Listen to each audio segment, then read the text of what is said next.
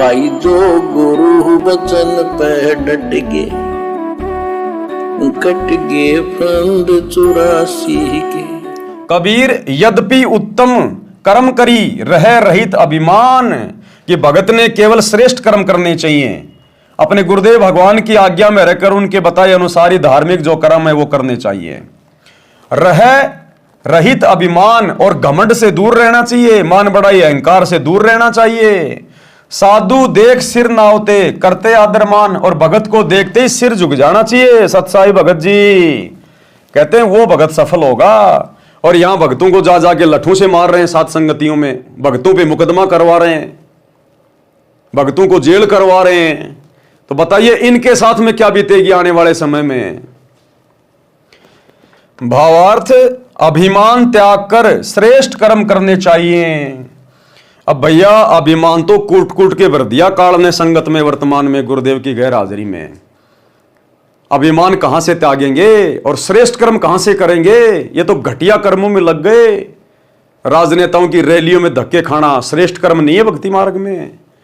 दुनिया के लिए अपने गुरुदेव की मर्यादा तोड़ के स्टेडियम बनवाना श्रेष्ठ कर्म नहीं है भक्ति मार्ग में। अयोध्या में जाके आन उपासना को बढ़ावा देते हुए काल पुजारियों के लिए भंडारा लगाना ये श्रेष्ठ कर्म नहीं है गुरुदेव के अनुसार। हरियाणा के जाटों की धर्मशाला बनवाना, करोड़ों रुपया भक्तों के दान पाठ का ज्योति का बर्बाद करना ये श्रेष्ठ कर्म नहीं है। जाट आरक्षण में करोड़ों रुपया चंदे में दे देना, भक्तों की मर्यादा तोड़वाना वहां बैठा कर ये श्रेष्ठ कर्म नहीं है। आनंदपाल जैसे गुंडों की सीबीआई जांच का समर्थन करने के लिए राजपूत करणी सेना की रैली में जाके बैठना और 5 लाख रुपए चंदे के रूप में देना ये भक्ति मार्ग में श्रेष्ठ कर्म नहीं है। आश्रम में हॉस्पिटल बनाना अति घटिया कर्म, अति घटिया कर्म।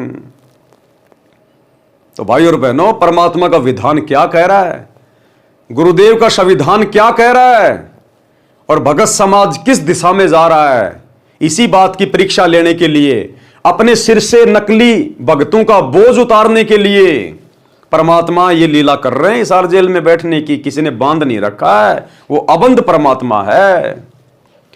अभिमान त्याग कर श्रेष्ठ कर्म करने चाहिए। संत भगत को आता देखकर शीश झुकाकर प्रणाम तथा सम्मान करना चाहिए। जो गुरु बचन पे डट गे, कट गे फंद 84 के, कट गे फंद 84 के, कट गे फंद 84 के।